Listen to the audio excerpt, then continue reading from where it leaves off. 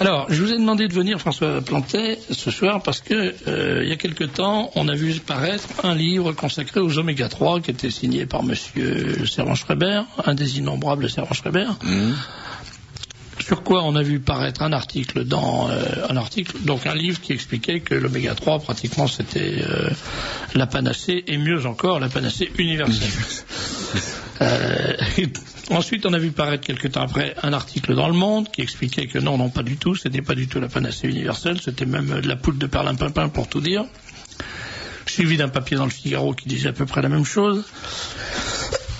Et alors, comme vous me faites prendre des oméga 3 depuis 20 ans qu'on se connaît, ou 10 ans qu'on se connaît. D'où votre pugnacité. Malgré l'atout. Ça guérit pas forcément les allergies, mais je me suis dit, mais voyons, est-ce que par hasard, parce que je suis un lecteur du Monde et du Figaro, et je sais bien que les journaux n'écrivent pas de bêtises. Non, c'est sûr, donc, c'est dans le journal. Hein. Si c'est dans le journal, c'est que c'est vrai. Et si c'est vrai, il faut que je fasse venir le docteur Plantet pour le faire comparaître. Alors, ces oméga 3, première question, qu'est-ce que c'est? Deuxième question, à quoi ça sert? Et troisième question... Le nombre d'objections possibles est tellement immense, comme disait Drac quand il parlait des rabbins qui en expliquaient que la Kabbale était panthéiste, et que les types disaient qu'ils pouvaient plus parler parce qu'ils savaient plus par où commencer, tellement c'était effrayant, quoi. On ne sait pas par où commencer dans le registre de la connerie inepte, de la bêtise. Par exemple, est-ce qu'on peut dire que l'air sert à rien et que c'est pas utile à la survie humaine, quoi, ou que l'eau non plus, quoi. C'est parce qu'on en vend dans des bouteilles, quoi. Enfin, c'est les oméga 3, ça fait partie d'un des éléments absolument fondamentaux de la vie. Donc déjà le débat là-dessus lui-même, il est complètement biaisé, quoi, parce que c'est pas un médicament, c'est un des constituants de la vie avec la lumière, l'air, le soleil et puis les vitamines B du pain, des machins comme ça. Si on n'en a pas, on meurt. Hein. Les sources de base, c'était le saindoux des cochons. Seulement, la science bidon qui est en train de mourir, qui a commencé avec les Allemands, Virchow et tout ça, finalement, ils avaient en fonction des limitations des moyens, ils étaient incapables, à ce moment-là et pendant longtemps, de savoir qu'il y avait des choses cachées dans les aliments et qui étaient d'une importance absolument vitale. Par exemple, le premier qui a découvert la vitamine B1, c'est les poulets à Java, le Hollandais. Il a dû se battre pendant des années pour qu'on admette qu'il y avait dans le pain ou dans le riz une substance qui, quand elle n'était pas là, déclenchait des polynévrites aviaires épouvantables. Comme le sucre qui rend le café amer quand on n'en met pas. Par exemple. Ça a été la même chose pour la découverte du traitement de la pélagre. C'était une maladie dont tout le monde prétendait qu'elle était infectieuse parce que les infections c'était à la mode. C'est plus gai, les petits microbes tout petits qui tout bouffent là. Donc on sait très bien qui c'est. C'est plus complexe que des molécules ésotériques. On en empêche que le Goldenberg, le médecin de la marine américaine qui avait été affecté à étudier cette maladie et qui avait conclu que c'était évidemment un truc nutritionnel, il a dû s'inoculer des déjections à lui, à sa femme et à ses filles pour montrer que c'était pas contagieux. Donc il s'agit de substances qui sont, on pourrait dire cosmiques. Sans graisse, on meurt, quoi, parce qu'on est fait avec de l'eau et de la graisse qui tourne la cellule humaine. C'est de l'eau au milieu, de l'eau derrière et de la graisse qui fait le tour. Quand cette graisse explose, ça donne les cancers. Donc ces graisses n'étaient pas connues et d'ailleurs ça fait pas très longtemps qu'on les connaît, sauf dans le domaine de l'épidémiologie où ça fait au moins depuis 1950 qu'on connaît leur importance énorme grâce notamment à Bang et Dyerberg, de Suédois et Porton qui ont étudié les Esquimaux. Et ensuite Serge Renaud, c'est un qui fait partie du club, comme on dit en anglais, you know them on the first name basis. Il y en a tellement peu parce que la vraie science c'est 10 bons et 150 000 misérables qu'on voit dans les rues de Paris. J'ai vu l'autre fois au Mouton Blanc à Auteuil 4 chercheurs, c'était extraordinaire, c'était des chercheurs d'eau, des chercheurs de fond de poubelle. C'était déjà leur habit, c'était des dépendeurs d'andouilles au XIIe siècle en Haute-Provence, ils n'auraient pas osé s'habiller comme ça, c'était effrayant, quoi. Donc les mecs, il y en a extrêmement peu depuis 1950, ils savaient bien que si les Esquimaux ils se doutaient qu'il y avait quelque chose, puisqu'ils étaient à l'envers de tout ce qu'on a dit partout, c'est-à-dire qu'ils se bourraient de graisse. Et il faisait jamais une cardiaque. Alors qu'au même moment, en Occident, on voit apparaître la bonne margarine Astra, avec le préjugé qui vous coûte cher. Et là, effectivement, par la suite, on a vu qu'il coûtait extrêmement cher, où on nous expliquait que ces graisses qui n'avaient jamais existé, puisqu'il n'y avait pas de presse hydraulique et qui étaient donc totalement marginales, étaient celles qui allaient nous guérir d'une maladie moderne apparue au moment où on ne suivait plus les régimes anciens, ce qui est quand même fort. Sir John Captain Cleave, qui est un professeur de la Royal Navy, il disait « It's the most ludicrous thing », la chose la plus ridicule, risible, d'attribuer à une maladie moderne comme cause un régime ancien que plus personne ne suit. Puisque au moment où ça part, c'est au moment où les graisses animales commencent à décliner de 60-75%. Il y a notamment des études dans le Yorkshire qui commencent vers la guerre de 14 qui sont extraordinaires, où on voit en 1860, par là, il y a un infarctus de temps en temps, et puis au moment où, après la guerre de 14, où ça commence à glisser, on voit l'infarctus, on en voit 12, 15, 20, 500, puis alors maintenant on voit bien où on en est arrivé. Donc, ces graisses polyinsaturées, en 73, je me souviens, j'ai lu un bouquin publié par Unilever, un symposium sur les graisses dans lequel ils disent que ça n'a aucun rôle. Encore, les oméga 3 n'ont pas de rôle. Comme quand on nous expliquait... C'est ce que répète le monde, pratiquement. La salade n'avait aucun rôle, était vide, juste parce qu'on n'avait pas encore découvert la vitamine A. Quand on l'a découvert, ça a changé. Mais ça, c'est le côté grotesque de la science. En 85 encore, dans l'Index Medicus, qui est le bouquin qui est publié par la National Library of Medicine de Bethesda, où il y a toutes les publications, on ne trouvait pas d'entrée sur les prostaglandines de la série PG3, qui sont des régulateurs cellulaires qui sont fabriqués par ces acides, d'où une importance colossale. C'est pas un problème de savoir si c'est utile ou pas utile, c'est inepte, quoi. C'est comme l'air qui est dans l'air. Donc tout ça, on ramène ce débat cette idée fondamentale à une niaiserie de journaliste, parce que ce livre, il n'y a pas que les oméga 3 là-dedans, il a fourgué ça au milieu de 36 conneries complètement démodées, inutilisables, et une patiente qui a été faire une séance de rééducation oculaire, elle a fait 6 jours de délire parce qu'elle croyait que c'était une méthode liée au KGB, enfin un truc absolument... En plus, ça rend fou. Non, mais en plus ça rend fou, mais fourgue mis là-dedans, ça rabaisse. C'est comme si, je sais pas moi, l'énergie atomique ou les champs électromagnétiques étaient dans le journal de Mickey entre deux rébus et puis une petite histoire drôle, quoi. C'est le même genre. Alors, en plus, comment c'est arrivé? C'est exactement ce que disait mon vénéré patron quand j'étais en industrie. À l'époque, on était sur le point d'acheter, moi je menais pour acheter le Maxepa pour lui, et finalement, pour des tas de raisons, c'est passé chez Pierre Fabre. Mais il disait, à quoi ça sert? Si on fait des études, on va montrer effectivement que ce truc est fondamental, mais dès qu'on l'aura montré, il y aura 15 petits rats d'égout dans les banlieues qui, dans un garage, vont faire 5000 boîtes par jour, bidons, et qui vont les vendre en expliquant, comme on voit maintenant, dans les suppléments alimentaires, c'est une escroquerie invraisemblable. Les gens vous vendent ce qu'il y a dans une orange pour des prix défiant toute concurrence.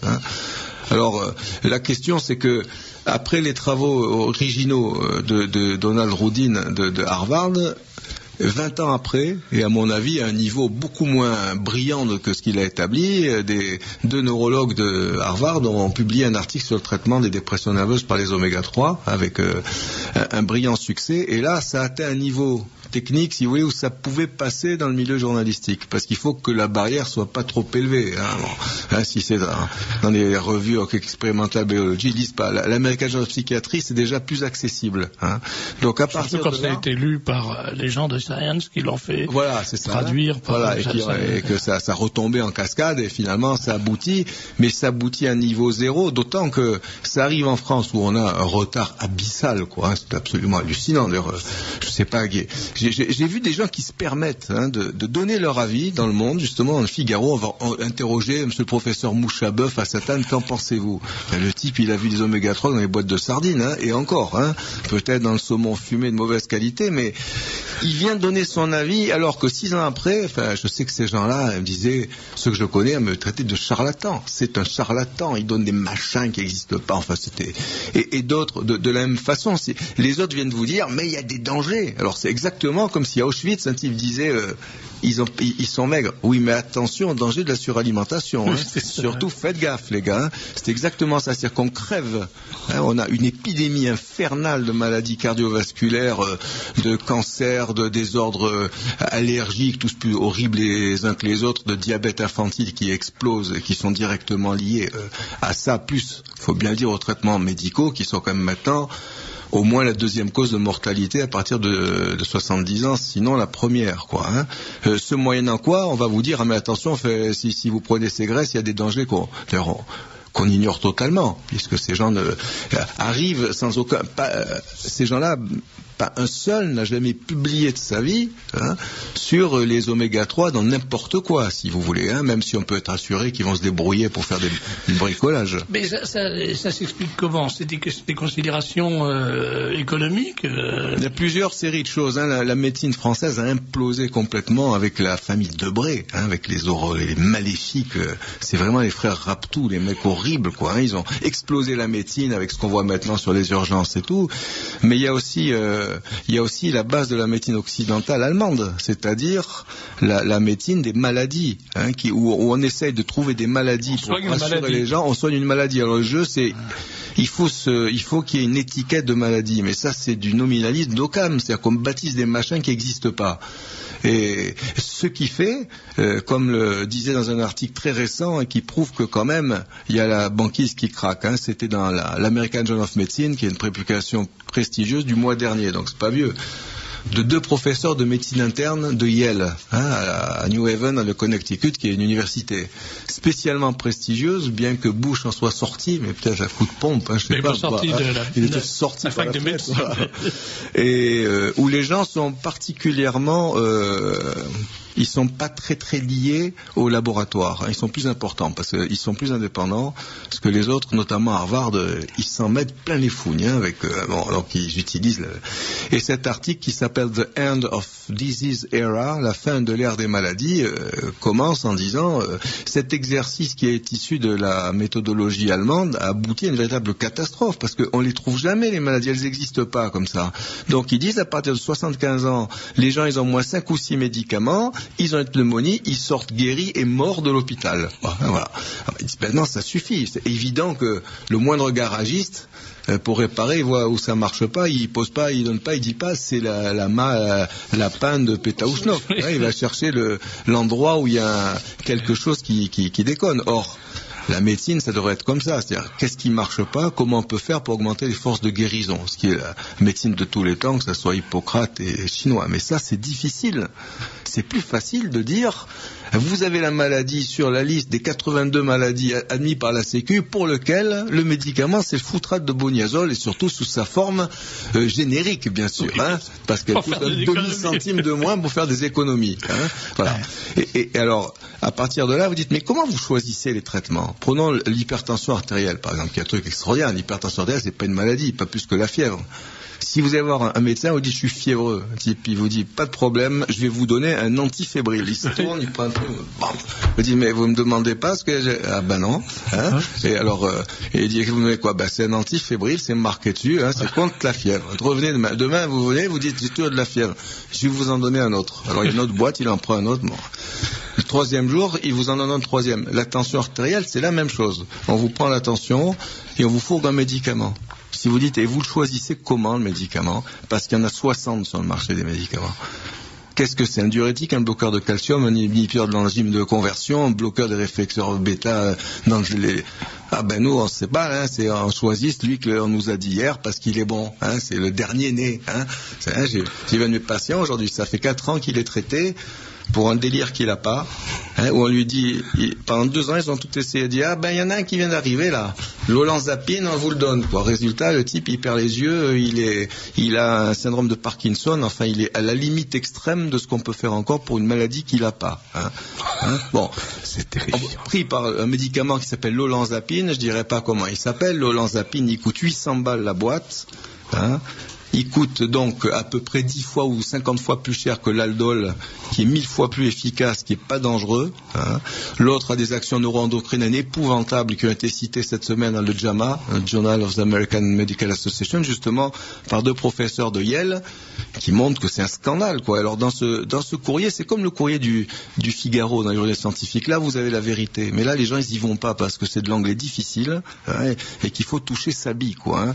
Et les professeurs qui écrivent disent tous que c'est un scandale, sauf un de Harvard. Mais comme la loi américaine maintenant leur oblige de dire qui leur file le fric. Alors il y a marqué en dessous consultance machin. Je vous dis pas le laboratoire.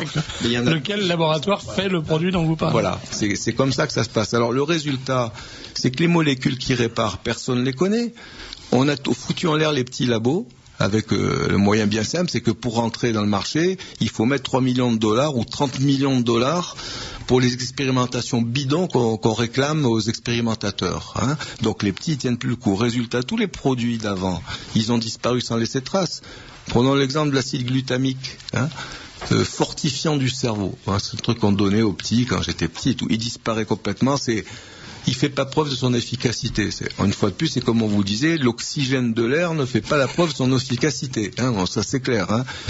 Et puis depuis 5 ans, on voit bien qu'il y a un mec qui va se ramasser le prix Nobel parce que l'acide glutamique est impliqué dans les troubles mentaux les plus graves, que c'est un neurotransmetteur du lobe frontal, que c'est absolument fondamental. Et ça, on pourrait développer. Hein. Donc ça vient du fait que maintenant, on est rentré dans un processus nominaliste épouvantable. Hein. Mais vous croyez pas qu'il y a une... vous allez dire, je cède à ma parano, mais là je viendrai vous consulter pour ça, qui est une maladie qui n'existe pas non plus. Elle n'existe pas, non.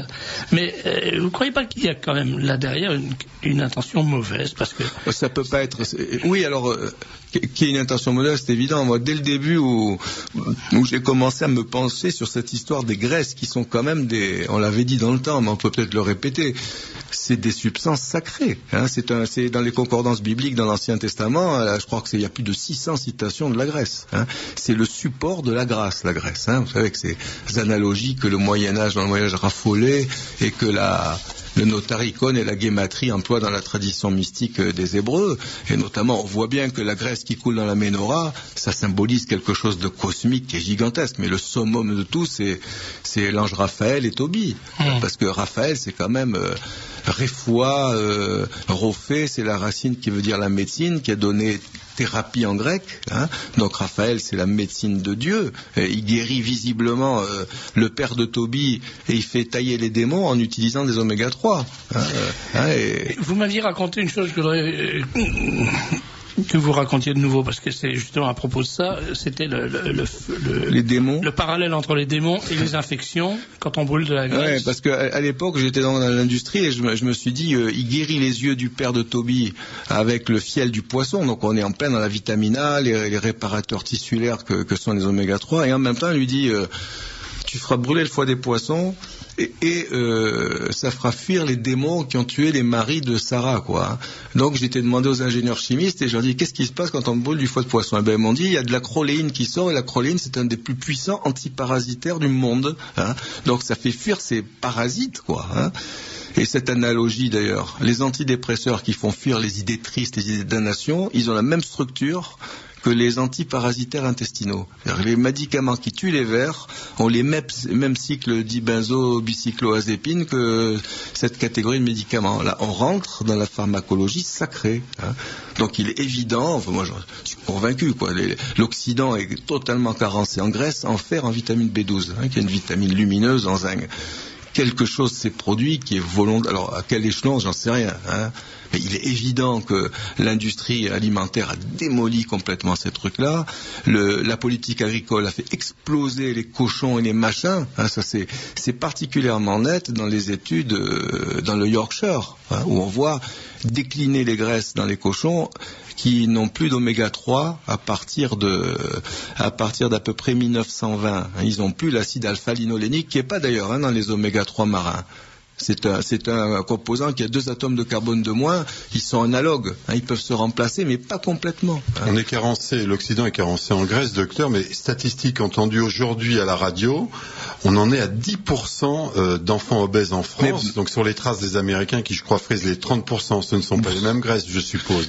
C'est-à-dire que cette histoire d'obésité s'explique d'ailleurs parfaitement à la lumière de ces histoires-là, parce que quand les graisses, c'est tellement indispensable pour le cerveau, les graisses. Vous savez, les chasseurs sibériens, une des premières choses qu'ils font, ils tuent un ours, pour l'hiver.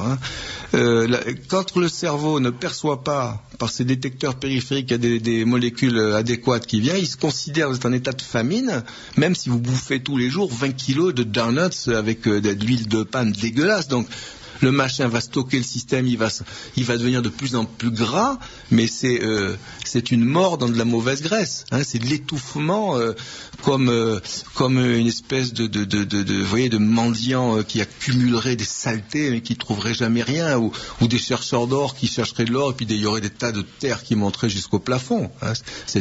D'ailleurs, le professeur Sachs de Harvard, qui est professeur de santé publique, qui d'ailleurs n'est pas totalement net d'après les derniers trucs que j'ai vus, mais enfin il a eu quand même le mérite de dire, surtout après les travaux de Serge Renaud, il a dit il faut avoir le courage de dire qu'on s'est planté complètement sur tous les conseils qu'on a donnés et qu'on voit encore dans les revues, dans les marchands de journaux. Perdez 5 kilos pour mettre votre string, grâce à notre régime aux protéines totales. Voilà, devenez anorexique et ayez un bon cancer, quoi. Ces trucs sont fous, quoi. Et on est des gens qui savaient pas de quoi ils parlaient, qui pendant des années, mais ça continue comme ça. Moi, Serge Renaud, il m'a dit personnellement, un jour, c'est un très très grand savant, il était à Montréal avant, professeur Encherman, il m'a dit, les médecins ont tué bien plus de monde par leur régime que toutes les maladies réunies. C'est ce qui est évident, notamment dans le diabète. Maintenant, je me souviens, quand on apprenait les questions d'internat pour le diabète, les complications gangréneuses et tout, c'est simple, quand vous bloquez complètement le sucre, c'est mathématique en biochimie, vous gangrénez tous les tissus. Vous vous explosez les yeux, voilà, parce que les graisses ont besoin des sucres pour brûler, c'est comme ça, ça marche comme ça, et si elles sont pas là, alors là, elles s'accumulent sous forme d'athérosclérose. Donc pour ces raisons, pour se servir de ces choses-là, des micronutriments et tout, il faut savoir comment ça marche au moins. Il faut être capable de reconnaître chez quelqu'un les signes des carences des acides gras, ou du fer, ou du zinc, ou de machin. C'est pas les examens de labo qui vont vous apprendre ça. 99% des examens de labo, ils servent à rien, quoi. Sinon, à ramasser du blé. Chez nous, ceux qui ramassent le plus de blé, c'est les radiologues. Donc c'est pas la peine de se casser la nénette à passer l'internat qui est du niveau de normal sup pendant des années. Vous apprenez à la radio, vous faites des milliers de clichés qui servent à rien, des échocardiographies en pagaille, et quand on voit une lésion, plus personne ne sait ce qu'il faut faire parce que personne ne sait les interpréter. Ça, il y a 15 autorités médicales qui l'ont publié sans cesse. Il suffit de voir autour de soi les femmes à qui on dit vous avez une tache sur le... Qu'est-ce qu'il faut faire? On ne sait pas. Il faut opérer, on ne sait pas. Alors on retourne 20 fois. Moi, je dis à mes patientes, ne vous faites pas opérer. Et son type l'a dit, dans l'absolu, il a tout à fait raison, mais néanmoins, on va quand même vous opérer parce qu'on ne sait jamais, quoi. Alors, finalement, on ne s'en sort plus, quoi. Voilà, je crois que je vous ai laissé parler, François Plantet, d'abord parce que ce que vous dites est beaucoup plus intéressant que tout ce que je peux raconter. Et puis en plus, c'est plutôt rassurant de savoir qu'il y a encore des gens comme vous. Un auditeur nous dit « Le foutable de Bunyason ne doit pas être méprisé, c'est le seul médicament au monde qui guérisse la sottise. » C'est possible. Malheureusement, on n'en trouve pas dans les pharmacies. C'est pas facile. Et un autre auditeur vous dit, mais comment expliquez-vous qu'on vive de plus en plus longtemps? Mais c'est faux. C'est encore de la rigolade, ça. D'abord, il y a beaucoup plus de places d'handicapés dans les parkings que des places d'handicapés pour les carrosses sous Louis XIV. Ça veut dire que les gens, ils sont au tapis quand ils arrivent à... Ce qui est misleading là, dans ces corps, ils mettent dans leurs statistiques la mortalité infantile. Mais si vous enlevez la mortalité infantile, on n'a pas gagné 2 jours de vie. Mais surtout, il faut voir dans quel état arrivent les gens. Sous Louis XVI, vous avez des chefs d'escadre de 75 ans qui menaient des flottes à la victoire. Et nous, on a regardé Giscard d'Estaing. Cette ruine humaine. Vous le comparez à un maître de karaté qui a 10 ans de plus que lui, il le regarde et il s'écroule. Tellement c'est... J'en dirai pas plus parce que je n'aime pas beaucoup.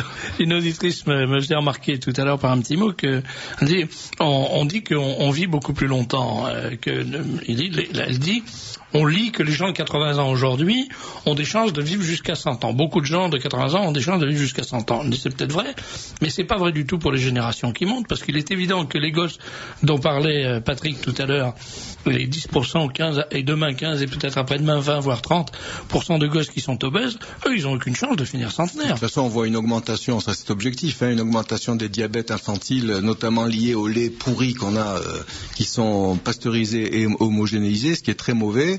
Et je crois que c'est en 95 que l'American Journal of Pediatrics Medicine a publié des statistiques affolantes, quoi. Et alors, je vais vous révéler derrière un aspect de la pharmacie clandestine. Mon vétérinaire m'a conseillé de manger tous les jours un petit crottin d'âne. Ça n'a pas très bon goût, mais ça contient toute la gamme des vitamines B1 à B12. Je me porte parfaitement bien en dépit de mon grand âge. Il faut quand même avoir un âne à la maison. C'est sûr, ce n'est pas si facile quand même. Ça doit être un Corse qui nous écoute. Sûrement. Nous avons un âne à la maison. Donc, mais il n'y a pas d'autre solution que le crottin d'âne pour avoir B1 à B12. Si, il y a toutes sortes de solutions possibles. Qu'est-ce que c'est que cette connerie ? Il faut rappeler quand même à nos auditeurs que la vie est une maladie mortelle, sexuellement transmissible et dont on ne guérit jamais. Dont on ne guérit jamais, voilà. Bon, c'est inepte, ça. Enfin, c'est inepte. Pendant tout le temps que j'ai entendu parler ici de le problème de l'immigration, on pouvait presque décalquer ça sur l'avortement. Les lobbies. J'étais en Angleterre juste pour un congrès en faveur de la vie, et on a beaucoup parlé là aussi des lobbies, International Abortion Lobby. Et là, de même, on peut parler des lobbies immigrationnistes. Et alors, et là, je n'ai pas pu prendre la parole de façon très régulière, disons. Mais ce qui m'intéressait, c'est justement de dire que derrière ces lobbies, enfin, il y avait évidemment une volonté, pour moi c'est le nez au milieu de la figure, on veut détruire l'Occident chrétien. Et peut-être même davantage que toute la civilisation chrétienne. Moi je pense qu'il faut voir derrière tout ça les chefs d'orchestre. Alors peut-être il y a aussi peut-être un peu plus que ça va un peu plus loin que ça. Mais les principaux, je vois ça avec le planning par exemple. Eh bien, c'est évidemment la maçonnerie. Moi, je ne vois pas un chef d'orchestre plus diabolique, finalement, international, répandu partout. C'est le Solvay et Coagula, c'est-à-dire... J'avais émis un tract à un moment sur la franc-maçonnerie, et j'avais cité donc cette devise maçonnique, Solvay et Coagula. Et j'avoue que j'avais mal traduit la deuxième. Le Solvay, c'est tout simple, c'est dit Solvay. Et coagula, c'est-à-dire, j'avais dit reconstruisez, non, c'est recomposer. C'est-à-dire que tout sera recomposé à leur façon, évidemment, pas du tout de la façon antérieure, bien entendu. Et voilà. Et alors, je crois que il y a une volonté évidente d'immigration, évidente. On veut noyer le poisson, on veut nous faire perdre notre identité chrétienne et française. Je dis bien ça dans l'ordre, n'est-ce pas, chrétienne et française. De même que la déchristianisation passe par la mort de nos enfants.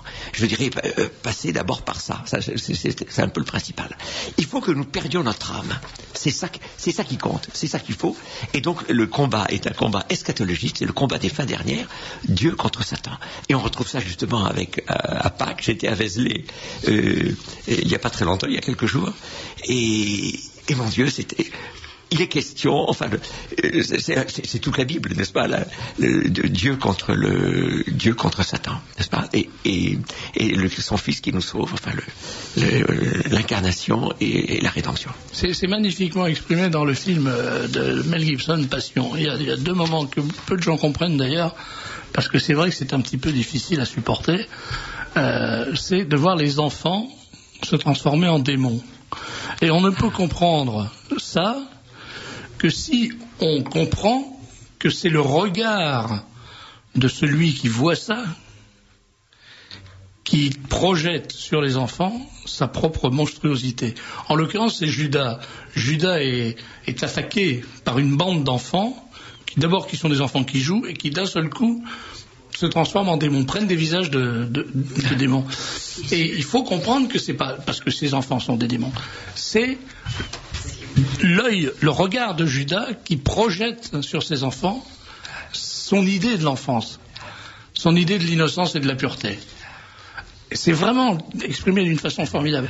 Et j'ai pensé à ça depuis que j'ai vu ce film, j'arrête pas de penser à cette idée que finalement tout ce qu'on fait avec les enfants aujourd'hui, depuis le fait, par exemple, incroyablement monstrueux, que l'Organisation mondiale de la santé a inscrit au nombre des maladies l'état de grossesse. La grossesse est considérée comme un état anormal, un état pathologique. Ouais. C'est terrifiant de penser à ça. Ça veut dire que c'est le mensonge, c'est un virus. N'est-ce pas? Bon, et c'est le regard de Judas sur l'innocence. Mais je crois que c'est un des grands... Je n'ai pas vu le film, j'ai lu pas mal de choses à ce sujet, mais un des grands, oui, je crois, un des grands personnages de la Passion, c'est Satan. Enfin, oui, bien sûr. Hélas. Enfin, bien sûr. Il est omniprésent, il est représenté sous les traits d'un être androgyne qui, à un moment, il y a une formidable idée. On voit passer donc cet androgyne assez féminin derrière la foule et tenant un bébé dans les bras. C'est une configuration d'une vierge à l'enfant, avec le costume, vous savez, le voile, et puis le bébé sur le bras comme ça, et puis le bébé se retourne vers le spectateur et c'est un monstre épouvantable, terrifiant. Alors, beaucoup de gens ne comprennent pas que c'est ce que veut exprimer cette image-là, c'est à l'évidence le fait que, de même que, enfin plus exactement, en opposition radicale au fruit des entrailles de la Sainte Vierge, qui est le Christ, il y a le fruit des entrailles du malin, qui est l'horreur absolue. Mais c'est vraiment un film prodigieusement intelligent, d'une richesse symbolique invraisemblable, inouïe, qui va très très loin. Il faut absolument aller voir ce film. Ensuite, on pourra aborder la question essentielle, évidemment, des solutions. Mais attendez, les chiffres, ils sont dans le Figaro de ce matin. D'accord, mais nous les connaissons depuis 6 mois. Voilà, mais je pense qu'il faut quand même les citer. Et nous avons publié, n'oublions pas, sous ma plume et celle de Jacques Dupaquier, un article, à la suite du colloque d'ailleurs, en octobre, qui reprenait exactement les mêmes chiffres. 6 mois après, ils sont publiés en première page du Figaro. Donc vous voyez, et ils sont clairs, quoi. Les courants migratoires sont plutôt de l'ordre de 250 000 par an, tout compris bien sûr, y compris les clandestins, que les 65 000 que M. François Héran, directeur de l'INED, nommé à la tête de cet organisme par Jospin, publié dans La Croix et dans Population et Société au mois de janvier dernier. Donc vous voyez que le combat pour la vérité et le combat contre la désinformation est à mener au quotidien, parce qu'il n'a pas, jusqu'à maintenant, été démis de ses fonctions. Il continue à publier ce genre de mensonges. Non seulement il n'a pas été démis de ses fonctions, mais c'est un haut fonctionnaire, Héran. Si je ne me trompe pas, l'INED, ça fait partie de la fonction publique. l'INED est un établissement public comme l'INSEE, exactement. Voilà un homme qui est payé par les contribuables français, et je suppose qu'il est payé pour mentir. Voilà. Et il est payé pour mentir. Et non seulement il est payé pour mentir. Il fait bien son métier, il ment bien. Il est payé pour faire régner la terreur contre le mensonge, contre ceux qui s'opposent au mensonge. C'est ça. C'est-à-dire qu'il est en train de casser de l'intérieur l'institution. Voilà. Parce que il y a 3 mois, il a dénoncé une étude qui naturellement allait contre les idées reçues à propos de l'immigration. Non, c'est l'article de Jacques Dupaquier que nous avons écrit ensemble du mois de janvier pour dénoncer ces mensonges. Alors là, fou de rage, il a fait une circulaire interne, qui nous a été communiquée d'ailleurs, dans laquelle il nous traitait de gens inqualifiables et dissuadait ces chercheurs de fréquenter des gens infréquentables. Ouais. Ça, c'est du terrorisme intellectuel ou totalement, c'est du totalitarisme stalinien ou nazi, comme vous voulez. Il y a beaucoup plus vicieux que ça. Là, je pense qu'on ne va pas être d'accord, mais je vais quand même vous dire mon impression. C'est que quand Sarkozy est arrivé au ministère de l'Intérieur, il a dit il faut rompre avec le mythe de l'immigration zéro. L'immigration zéro, c'est impossible, on est obligé d'avoir des immigrés, et on en aura, etc. Et puis, il faut dire, il a ajouté rituellement, il faut dire la vérité aux Français. Et il faut donc publier les véritables chiffres de l'immigration en France, pour montrer aux Français que la situation est ce qu'elle est, et que de toute façon, il faut l'accepter, et puis voilà. Or, dans le même temps où il fait ça, il publie une circulaire qui est envoyée aux municipalités, en tout cas aux municipalités à forte population immigrée, en disant à ces municipalités, j'interdis la communication à la presse des actes des états civils. Parce qu'il est évident que quand vous regardez le journal municipal de Seine-Saint-Denis ou de Saint-Denis, vous voyez les naissances, les mariages et les décès. Et là, il vous saute à la figure quelque chose, mais il suffit de lire, c'est que les naissances, c'est à 90% des étrangers, des allogènes. Les mariages, c'est à, disons, 60% des mariages mixtes. Et les décès, c'est à 90% des Français de souche. Donc là, on est dans une situation qui prouve, aux yeux de tout lecteur attentif, la réalité de ce qu'on pourrait appeler une immigration de peuplement par substitution. Bien sûr, c'est évident. Et ça, ce qui est très grave, me semble-t-il, le fait est grave en soi, mais ce qui est grave aussi, c'est le mensonge qui entoure ce fait. Oui, mais là où je diffère de votre point de vue, c'est que vous avez l'air de dire M. Sarkozy n'a pas dit toute la vérité, il a pris des mesures qui la préviennent, etc. Je n'ai pas connaissance de la circulaire en question, mais je sais, et je parle à titre personnel, que j'ai trouvé quand même auprès de ces services infiniment plus de compréhension et d'aide et de concours dans le travail pour la vérité que je mène depuis fort longtemps qu'auprès de n'importe quel autre ministère et depuis fort longtemps. Autrement dit, il est possible que nous ayons là un allié qui ne fasse pas ou qui ne puisse pas faire tout ce qu'il souhaitait, mais nous avons quand même un allié. Et ce qui me paraît important, c'est le concours positif qu'il apportait à cette œuvre. Et d'ailleurs, dans l'article en question, vous verrez qu'il a laissé derrière lui une mission qui permettrait, semble-t-il, et sur ma recommandation express, car je suis à l'origine de tout cela, de permettre de bâtir des statistiques permettant de saisir l'immigration dans toutes ses composantes, Il a laissé ça, mais je me permets de vous faire remarquer que le jour même de son entrée à la place Beauvau, son successeur, M. Dominique de Villepin, que le Libre Journal a appelé Diminique de Villepin, a eu pour première manifestation publique, s'est manifesté pour la première fois en public, en allant toutes affaires cessantes participer à la réunion du bureau du Conseil français du culte musulman à la Grande Mosquée de Paris, dont il a félicité les membres pour le travail accompli et à qui il a promis de lutter énergiquement contre tous les amalgames entre islam intégrisme ou terrorisme. Alors, on connaît le côté rituel de ce genre de gesticulation, mais le fait est que je me permets de douter qu'un homme qui fait ça comme premier acte dans son ministère conserve longtemps des dispositions qui sont de nature à réduire la question de l'immigration. Je pense que vous êtes, étant donné les situations que vous avez occupées et celles que vous occupez aujourd'hui, un des personnages courageux dont on a besoin dans notre pays.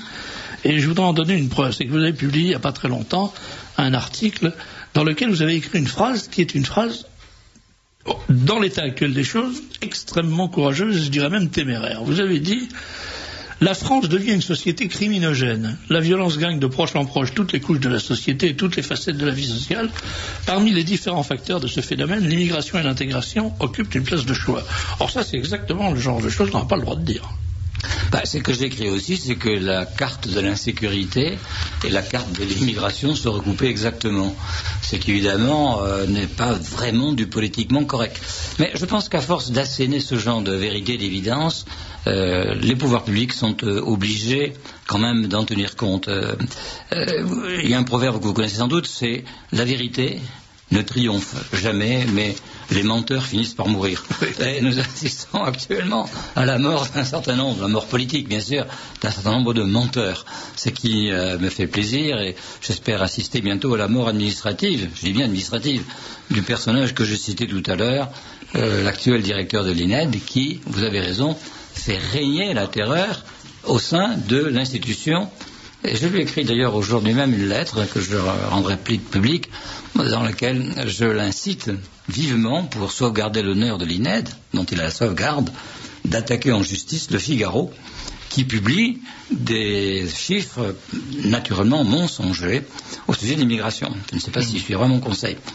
Dans le même article que j'ai commencé de citer, vous évoquez le silence, vous dites, donc parmi les différents facteurs de ce phénomène, l'immigration et l'intégration occupent une place de choix, et vous ajoutez, or ce sont précisément ces deux termes qui sont totalement absents du discours politique. Et ça, c'est tout à fait frappant.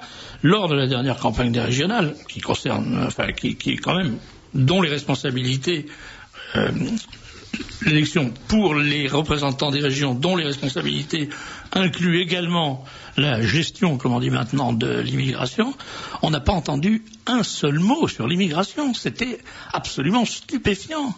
Et je dois dire, je sais que ça va encore me faire des amis, mais j'ai trouvé que mes amis du Front National avaient été d'une discrétion de violette sur cette question, en général, dans les débats. On dirait que ça fait plus partie du débat. Alors, on en a parlé hors antenne, et je vous ai dit qu'au fond, on arrive dans une situation tellement grave, tellement désespérée, c'est-à-dire privée d'espérance, que je comprends qu'il y ait des gens qui se disent bon, c'est même plus la peine d'en parler, parce que de toute façon, il n'y a plus rien à faire. Mais comment expliquez-vous, on va voir les solutions tout à l'heure, mais comment expliquez-vous, si vous avez une explication, ce silence des politiques sur cette question?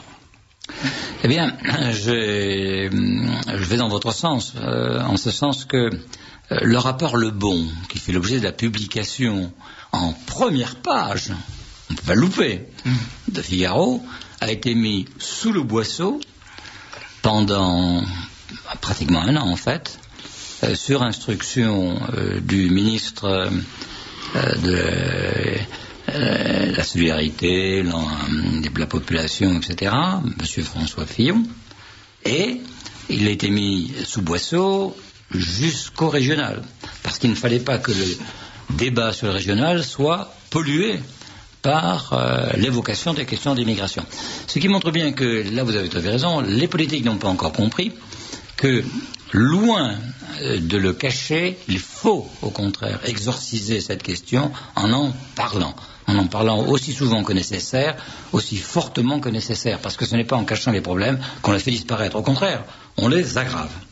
Alors, là où je suis un peu différent, j'ai une position différente par rapport à vous, c'est que vous avez l'air d'être négatif sur les possibilités d'intégration, ainsi définies, telles que j'ai définies tout à l'heure.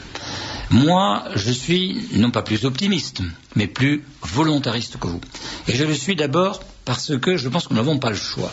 Ou bien nous réussissons l'intégration, ou bien nous sommes cuits.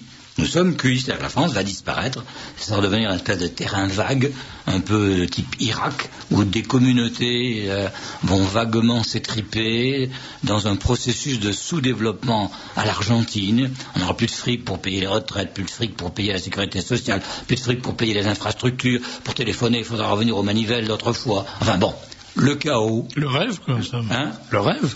Oui, le rêve, oui. Alors, il y a des rêves qui sont des cauchemars, vous êtes d'accord avec moi. Bon. Je me dis, le téléphone à manivelle, ça me marche. Bon, et puis des vélos à pneus pleins, enfin, vous voyez, des choses intéressantes. Ouais. Il se trouve que moi, j'ai 5 enfants. Mais si, il faut payer ça. Et je n'ai pas l'intention, tant que j'aurai un souffle de vie, de laisser ce genre de perspective s'il faut accepter des téléphones à manivelle et des vélos à pneus pleins pour être libérés, pour voir notre pays libéré, là, moi je suis prêt à en prendre. Là, nous commençons à trouver un chemin commun. Nous trouvons un chemin commun parce que c'est très, très intéressant ce que vous venez de dire là. Ce que vous venez de dire, sous cette image un peu colorée dont je suis responsable, c'est que si nous voulons nous sortir de cette situation, il faut que les Français se prennent par la main aussi. Là, vous avez raison. C'est ça que vous voulez dire.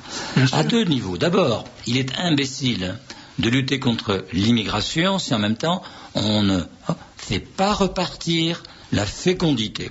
En France, il y a, d'après les enquêtes, un taux de fécondité virtuelle de 2,3, qui est largement suffisant pour renouveler la population, et les femmes ont en réalité non pas 1,9 enfants par femme, comme on nous le prétend, parce que là-dessus vous avez un très grand nombre d'enfants d'immigrés là-dessus. Sur 750 000, vous avez 165 000, 150 000 au moins enfants qui naissent des communautés immigrées. Qui, par conséquent, un 6e, un 5e, on ne sait pas, parce qu'on nous refuse de connaître la vérité, mais il y a dans les populations qui viennent au monde en France une proportion considérable d'enfants d'immigrés. Bon, donc il faudra donc assurer l'intégration, ou alors c'est la guerre civile et la destruction de ce pays. Donc par volontarisme, je pense que l'on peut faire quelque chose. Mais on ne peut le faire qu'en permettant à ces Françaises, et là je vais paraître, comme je suis d'ailleurs le premier féministe de France, donner aux femmes françaises la possibilité d'avoir autant d'enfants qu'elles le veulent. C'est un autre débat, on ne va pas le soutenir ici, mais il passe par les mesures d'accompagnement, les mesures d'investissement social nécessaires pour faire en sorte que les jeunes filles, les jeunes femmes ne se condamnent pas à une situation intenable, impossible si elles ont plus de 2 enfants. Et je le sais par expérience, ma femme en a eu 5. Et ma mère en a eu 5 aussi, mes sœurs également. Je sais ce qu'ont vécu ces familles-là et qu'a vécu ma famille. Actuellement, le sort que leur est fait est intenable. Vous dites qu'on ne va pas parler, mais si, on va en parler quand même, parce que là où on atteint le cœur de cette machine ubuesque qui est devenue la France, que j'appelle moi l'Hexagone maintenant, parce que la France, je ne sais pas où elle est passée, ce système, cette espèce d'entité administrative au sein de l'Europe qui s'appelle l'Hexagone, réalise la folie furieuse, par exemple, de subventionner le remplacement de population en consacrant les allocations familiales qui étaient censées soutenir la fécondité des Françaises en France à payer des gens pour venir faire en France des enfants qui n'ont rien de français, même pas leurs parents, puisque en vertu du droit du sol, autre crime giscardien, n'importe qui naît en France devient français, un peu comme si, comme disait Le Pen, une vache née dans une écurie se faisait appeler cheval.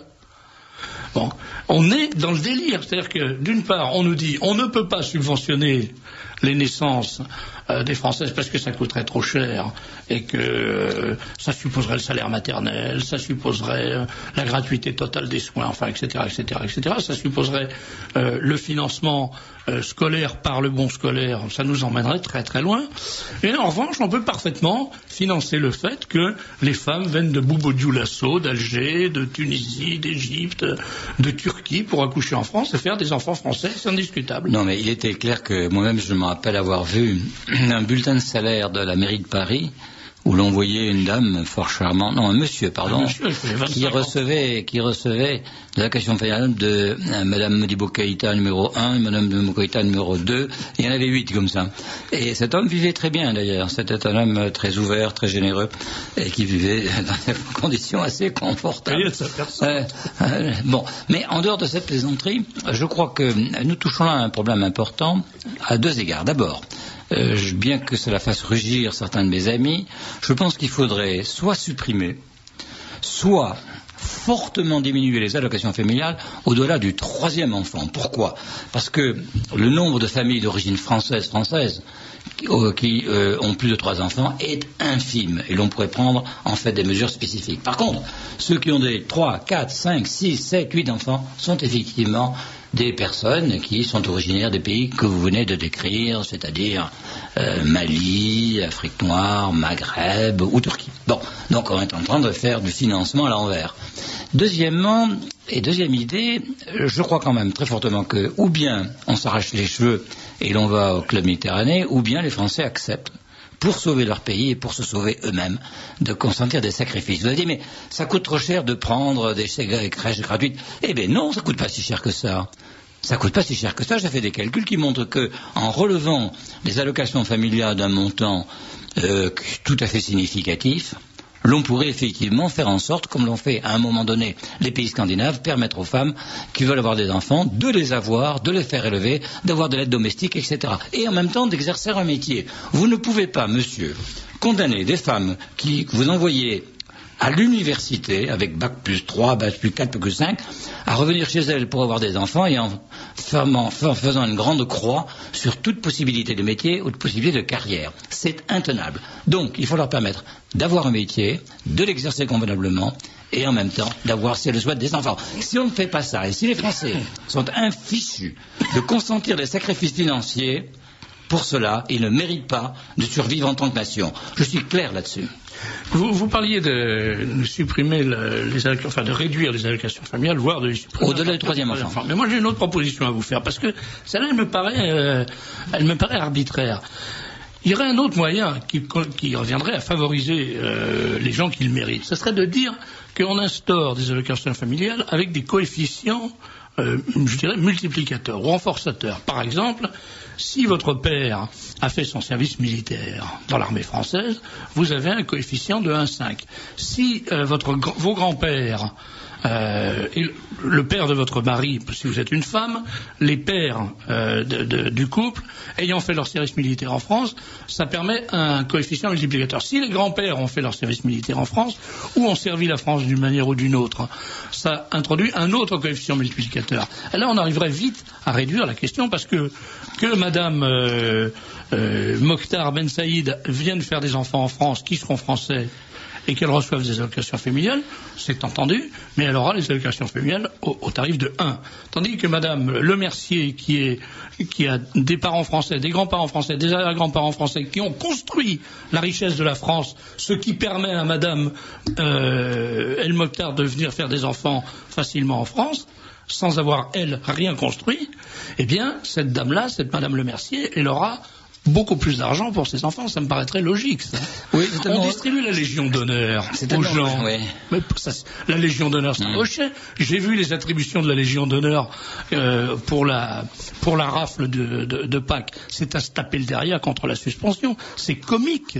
C'est comique. Quand je pense que moi qui suis pupille de la nation, mon père est mort pour la France, mort au champ d'honneur, on ne lui donne pas la Légion d'honneur parce qu'il était sous-officier, c'est un prétexte comme un autre, mais que n'importe quel pousseur de romance, n'importe quel guignol qui fait le pantin sur les scènes, n'importe quelle pute de cinéma se balade avec la Légion d'honneur sur la poitrine, c'est grotesque.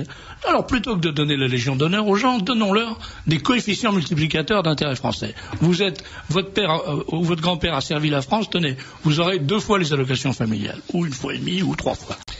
Alors revenons aux solutions. Bon, on a évoqué. Alors, des solutions, il y en a. Mais je voudrais, devant vous, monsieur, et devant les auditeurs qui nous écoutent, moi j'espère, faire comprendre que toute victoire a un prix. Toute victoire a un coût. Si les Français veulent sortir de la trappe, de la nasse dans laquelle nous sommes fourrés par 30 ans de négligence criminelle, il faudra payer.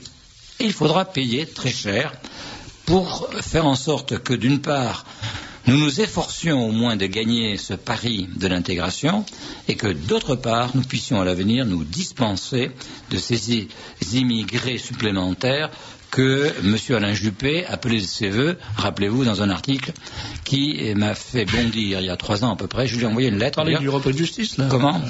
Non, il avait publié dans Le Monde, s'il vous plaît, il y a 3 ans, me semble-t-il, un article dans lequel il disait qu'il nous faut absolument des immigrés.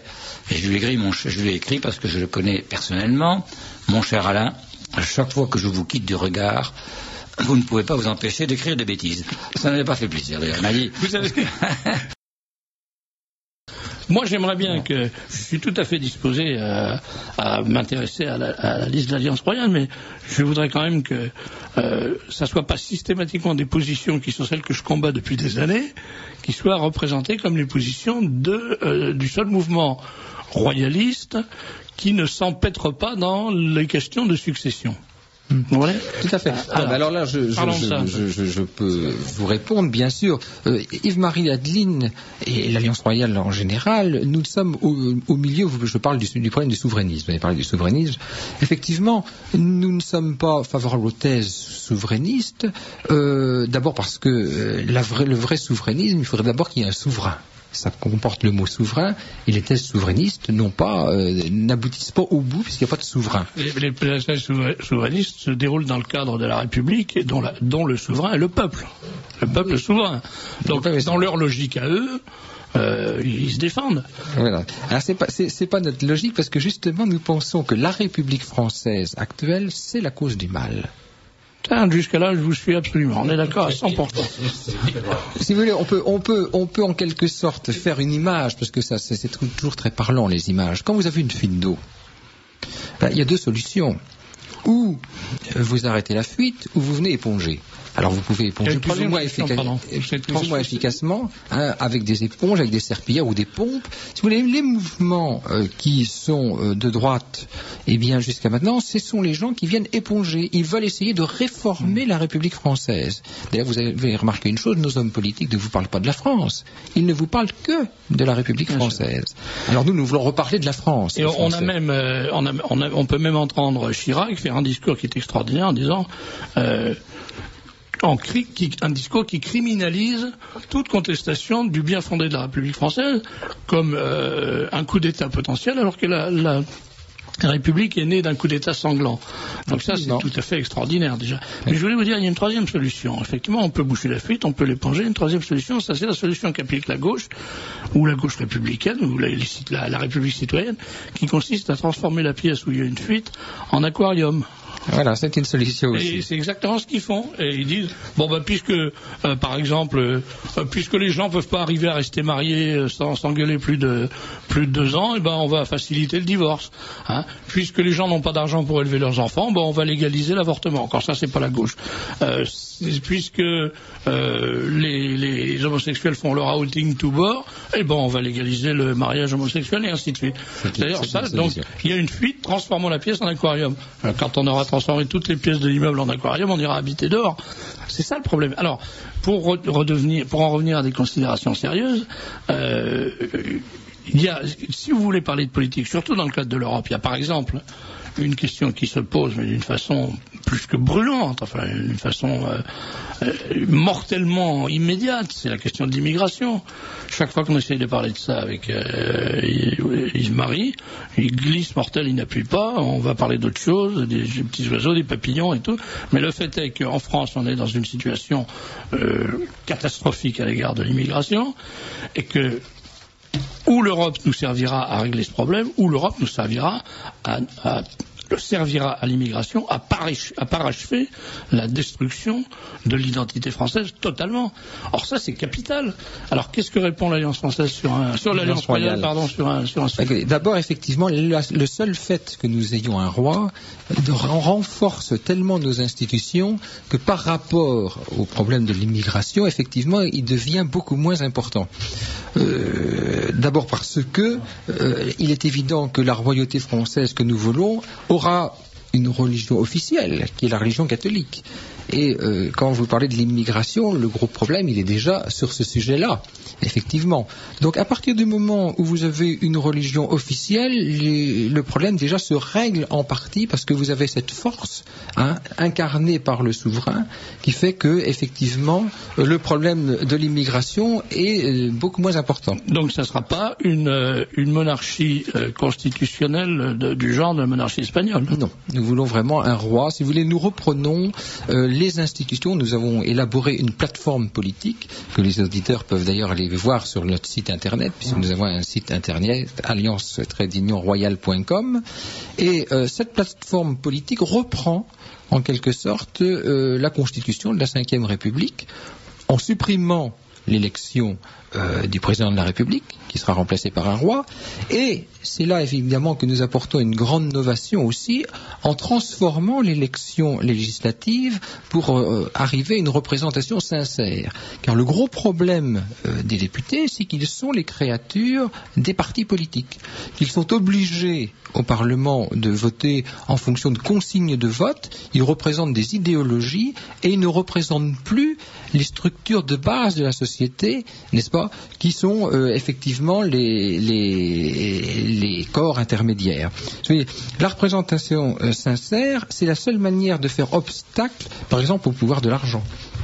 Si sous prétexte de désintéressement et de justice sociale, on barre l'accès de la fortune privée, par exemple, on aboutit nécessairement au capitalisme d'État, c'est-à-dire à la généralisation de la condition prolétarienne, ce qui entraîne 3 conséquences.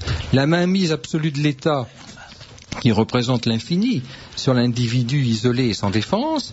Deuxième conséquence, l'érosion de l'esprit d'initiative au sens des responsabilités, avec l'inertie et le gaspillage qui en résultent, chaque travailleur étant inséré dans un engrenage trop vaste est trop anonyme pour qu'il puisse saisir le lien entre son intérêt personnel et l'intérêt du bien commun. Parce qu'on voit bien, par l'expérience actuelle, on commence à avoir une bonne expérience du Parlement européen, de son utilité, de son fonctionnement et de l'utilité des députés, enfin des parlementaires européens. On voit ce qui se passe. En réalité, il s'agit d'une espèce de chambre d'enregistrement. Moi, j'ai assisté à des réunions du Parlement européen. C'est hallucinant. Bien sûr, c'est la Commission qui décide. C'est hallucinant. C'est-à-dire que la Commission décide, elle prend des textes qui sont numérotés et on ne lit pas les textes à la tribune, on annonce les numéros. C'est terrifiant à voir. Vous avez un speaker qui dit, un parleur qui dit 347, appuyez sur le bouton. Alors, oui, bouton de droite, non, bouton de gauche, abstention, bouton du milieu. 347, bon, alors les gens appuient, ça c'est clair, adopté. 348, adopté. 349, rejeté. On sait absolument pas de quoi il s'agit, et les gens n'ont même pas le temps, ça va tellement vite, de tourner les pages de leur petit cahier pour savoir pourquoi ils votent, pourquoi ils ont voté, pourquoi ils vont voter. Et les résultats, c'est que dans les semaines qui suivent, on apprend, par exemple là ce matin, que les OGM dont on avait cru la France et l'Europe garanties pour un certain temps, eh bien viennent d'être régularisés et autorisés sous pression des lobbies financiers, des grands laboratoires pharmaceutiques et tueurs du monde entier. Et puis voilà. Et on dit aux parlementaires européens, mais comment avez-vous pu voter ça? Moi, j'ai pas voté pour. Oui, c'est normal. Caricature de Parlement. C'est tout à fait normal. Et plus les parlementaires en question sont éloignés, n'est-ce pas, des réalités concrètes de la vie politique, plus l'irresponsabilité s'installe. Là, je suis en train de terminer un bouquin qui prend un peu de retard à cause des élections et qui s'appelle L'imposture Viet Minh. La trahison du Parti communiste français et l'abandon de la métropole. Je pense qu'il sortira dans 3 semaines. Bon, j'ai un peu été obligé de retarder à cause des élections, mais aussi à cause de la documentation que j'ai. J'ai trop de documentation, on ne peut pas faire un bottin. Il faut quand même, c'est un bouquin, un grand format qui fera 200 pages, et je raconte tout ça, preuve à l'appui. Mais comme je disais tout à l'heure, il est sûr et certain que nous, les anciens, nous avons été étonnés qu'il n'y ait pas eu que des bêtises de raconter pour le 50e anniversaire de la chute de Dien Bien Phu et la fin de la guerre d'Indochine. Mais il est incontestable que jamais l'histoire n'est racontée comme elle devrait être racontée. Mais qu'est-ce que les Français... Tu as regardé les émissions, notamment à la télé, parce que c'est l'outil principal. Certaines. Bon, qu'est-ce que les Français ont été faire là-bas? Mais pourquoi on était là-bas? Mais pourquoi on était en Indochine? Mais c'est simplement oublier une chose, c'est que l'Empire a bercé notre jeunesse, et que ce soit la Troisième République, que ce soit Pétain pendant la guerre, que ce soit De Gaulle pendant la guerre, que ce soit De Gaulle après la guerre, eh bien l'Empire c'était quelque chose, et De Gaulle n'avait qu'une idée après, c'était de reconquérir l'Indochine, et je publie un tas d'affiches, un tas d'appels à la jeunesse française de s'engager pour aller remettre l'Indochine dans le giron de la plus grande France. Oui, ça on n'a pas gardé, enfin on n'a pas le souvenir de ça, et je crois que les jeunes d'aujourd'hui n'appréhendent pas ce que ça pouvait représenter. J'étais récemment en Vendée chez un ami qui s'est engagé à 17 ans dans les parachutistes en truquant sa carte d'identité pour pouvoir partir. Exactement comme contre la volonté de ses parents. Ça, on les comprend, les parents d'ailleurs.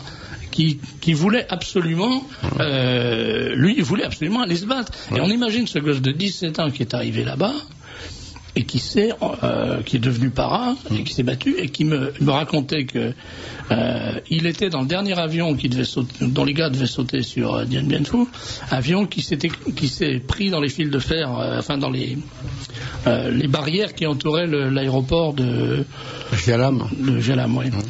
Et il me dit, et en me racontant ça, 50 ans plus tard, il s'est mis à pleurer. Pas du tout par sentimentalisme, parce qu'il pleurait de rage à l'idée qu'il n'avait pas pu sauter. Oui, mais parce que l'armée d'Indochine était une grande armée. Les unités qui composaient cette armée, les unités d'élite, étaient de très très très bonnes unités. Quand on vient nous dire que les gars ne savaient pas pourquoi ils se battaient, c'est une insulte totale. La moitié du corps expéditionnaire français en Indochine, et peut-être les 3/4, étaient anticommunistes. Et les cocos en France le savaient bien, puisqu'ils sabotaient l'armement, ils trahissaient. Et là, j'apporterai beaucoup de preuves dans ce bouquin, la trahison. Il y a eu des Boudarel, mais il y a eu un imbécile Boudarel sur le terrain, mais il y en avait des centaines à l'arrière. Les Viettes étaient renseignés sur nos prisonniers par les cellules de quartier communistes en France. Il faut quand même que tout ça se sache, il faut quand même que tout ça se soit dit.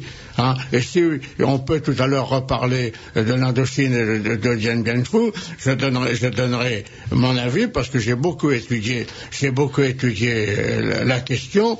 Nous avons manqué d'énormément de matériel à Dien Bien Phu puisqu'il n'y avait pas de béton, il y avait très peu d'abris dignes de ce nom. La seule chose qui aurait pu faire la différence, c'était s'il y avait eu 50, 60, 80 ou 100 ou 120 chars, 120 blindés. Mais pour transporter les chars à Dien Bien Phu, il fallait qu'ils soient démontés. Bon, les spécialistes les remontaient sur place, mais il y avait un avion capable de transporter un char. C'était un avion d'une société privée anglaise qui transportait les blindés, qui transportait le matériel lourd. Ensuite, pour ravitailler la place, ce sont des avions privés, ce sont les mercenaires. Mais rien n'est injurieux dans ce mot de mercenaire en ce qui concerne les Américains, enfin les hommes de Chenot.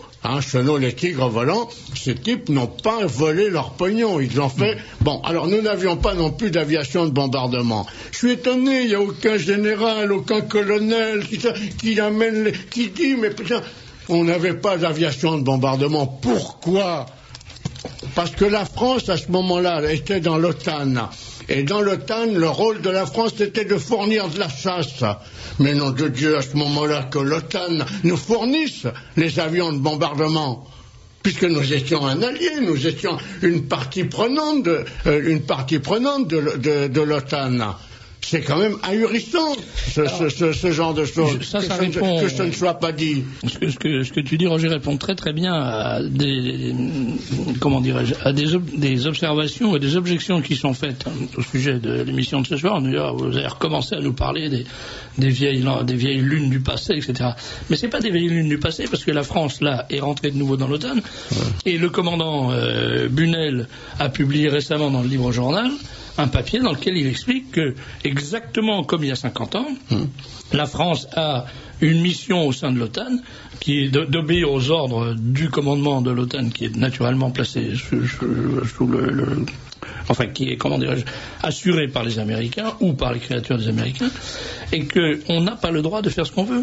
Donc la situation qui il y a 50 ans nous a coûté l'Indochine se reproduit aujourd'hui dans les mêmes conditions et peut nous coûter extrêmement grave si un jour il y a un problème de sécurité intérieure, par exemple, parce qu'on n'aura pas les moyens de faire face à ce problème. Et en plus, dans ce livre sur lequel je travaille avec toute ma foi et tout mon cœur en ce moment, je mets une page d'un côté avec les 17, 20 ou 25 gouvernements qui ont dirigé l'Indochine depuis Paris, et de l'autre côté, le gouvernement Viet. Ho Chi Minh, Giap et Phan Van Dong, d'un côté. C'était d'ailleurs les mêmes du temps de la guerre américaine. Et de l'autre côté, c'était la valse des gouvernements, c'était la valse, ils se foutaient toujours en l'air, ils renversaient le gouvernement, ils s'en foutaient. Et face à des gens qui menaient la guerre révolutionnaire communiste, eh bien, il y avait des gens qui disaient, mais nous sommes des démocrates. Mais la démocratie, c'était pas obligatoirement la merde comme c'était la gabegie, la trahison. Un pays peut être démocrate et puis ne pas trahir son armée. Il faut quand même pas oublier que les comptes rendus des séances du gouvernement, au plus simple de l'appareil, la direction du gouvernement n'était pas publiée parce que 15 jours ou 8 jours après, les Viettes étaient au courant de tout.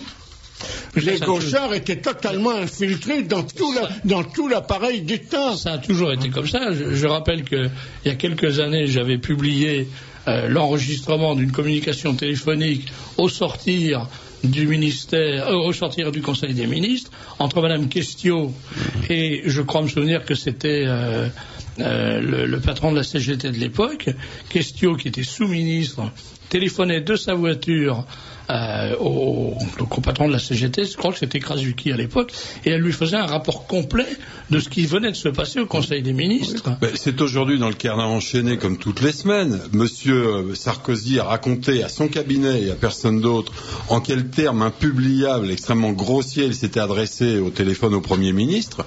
2 jours après, c'est dans le Canard enchaîné. Et alors, après aussi, question finance. Bon, l'Amérique, au moment et après la Corée, l'Amérique a donné du fric. Vraiment, elle a donné beaucoup de fric. Elle a payé la guerre d'Indochine française. Mais cet argent passait par Paris, qui s'en servait.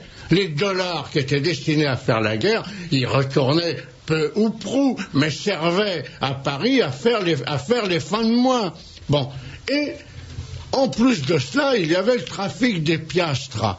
Mais ça n'a pas été rien, ça a été quelque chose de colossal, puisque la piastre était rattachée au franc et que la piastre valait 10 francs. Et le gouvernement de Gaulle, le gouvernement provisoire, a porté la piastre à 17 francs. Mais comme c'était une monnaie rattachée au franc, entre l'Indochine et la France métropolitaine, il n'était pas interdit de faire circuler cet argent.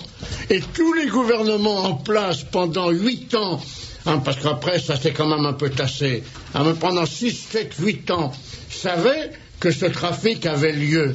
Parce que la piastre en Asie, avec tous les trafiquants qu'il y avait et qu'il y a encore aujourd'hui, la piastre s'achetait, se vendait et autres. Par exemple, les bateaux qui montaient sur Saïgon et qui s'arrêtaient à Port Saïd, eh bien, les Égyptiens qui étaient là vendaient des piastres qu'ils avaient acheté 3 sous grecs aux gens qui rapatriaient, ne voulaient pas rentrer en France avec des piastres et achetaient des choses à Port Saïd ou ailleurs. Donc les piastres, il y en avait sur le marché à toutes les valeurs. Elles valaient 17 francs à Paris, mais le prix d'achat, même en Indochine, était aux alentours de 10-11 francs. Et le prix d'achat réel, la valeur réelle, était de 6 à 8 francs. Alors il suffisait que les gars fassent un circuit en transformant en Hong Kong dollars ou autre, et ils faisaient du 100 ou 120% de bénéfices. Bon, que des salauds aient fait ce trafic. Mais à un moment donné, les Viettes ont dit, mais pourquoi nous qui avons besoin de fric, on ne ferait pas la même chose? Et ce sont les contribuables français qui payaient l'armement Viet Minh par le trafic que les Viettes faisaient sur la piastre qui était subventionnée par le gouvernement de Paris. C'est quelque chose d'absolument ahurissant quand on pense que personne n'a été condamné. Parce que ça n'était pas condamnable, la piastre étant une section du franc. On ne pouvait pas, soi-disant, faire en sorte que ce trafic s'arrête. Et je le répète encore, face à des gens qui faisaient la guerre révolutionnaire, aidés en France par les communistes français qui ont trahi pendant toute la guerre, nous, on appliquait notre bonne conscience démocratique qui faisait que nos copains se faisaient trouver la paillasse avec des munitions et de l'armement payés par les contribuables français. Et ils tiraient sur l'ennemi avec des munitions sabotées par les communistes. Roger Olymbre, puisqu'on parle de trahison et de monnaie, est-ce que les Viettes ne recevaient pas également des dollars en quantité? Il y a un film américain qui est sorti il y a 2-3 ans, je crois que c'est Notre homme à Saïgon ou quelque chose comme ça. Il recevait des dollars en quantité parce que les Américains les ont toujours aidés contre nous. Ils prenaient Ho Chi Minh pour un réformateur agraire. C'est ce qui avait été déclaré. Mais ce qu'ont fait les Américains, comme dirait M. de la Palisse, les Américains, c'était pas des Français. Mais les marins CGT, les marins communistes de tous les bâtiments qui faisaient Marseille Saigon trafiquait les premières mattes, les pistolets mitrailleurs mattes, les premiers sont arrivés dans les mains des Viettes et venaient de la manufacture d'armes de Tulle, transportés par les marins Coco. Oui, je crois que cette cause est entendue, Roger Hollande, mais qu'on sait moins le rôle des Américains dans cette affaire, et que c'est quand même intéressant parce que, et je parle de trahison, puisqu'il y avait quand même une solidarité atlantique en principe. C'était la guerre froide, les Américains auraient dû nous aider contre l'expansion du communisme, au lieu de nous tirer dans le dos. Bon, ils nous ont aidés au moment de la guerre de Corée. Il y a eu quand même, et j'essaye de l'expliquer dans le bouquin, mais on ne peut pas faire un bottin non plus, j'essaye de l'expliquer dans le bouquin. Ils ne nous ont pas toujours trahis. Mais chez les Américains, il y a tout un tas de gars qui ont des pouvoirs énormes. Entre autres, ils avaient un tas de généraux qui étaient là-bas sur place, qui étaient généraux parce que le mec, il était dirigeant d'une usine de bagnoles, donc ça lui donnait le grade équivalent de général, Kalanger et autres. Général Motors. Ces gens faisaient en sorte de faire des affaires. Enfin, on voit ce qui se passe en Irak aujourd'hui, c'est business et pognon. Mais moi, je ne crèverai pas avant de m'être battu jusqu'au bout pour qu'on dise que les soldats d'Indochine étaient des bons soldats. Parce qu'on s'est quand même battu comme des chiens. Et on n'a rien demandé à personne. Moi, j'étais en 3e séjour en Indochine, quand j'ai prolongé de 6 mois, parce que on sentait qu'il y avait quelque chose dans l'air. Tu vois quand même bien quand il y a, quand ça remue un peu dans tous les camps, on sentait que Dien Bien Phu, on savait pas ce que c'était, mais on sentait que ça allait arriver. J'avais prolongé de 6 mois. Et puis manque de peau, ça ne s'est pas passé ces 6 mois-là.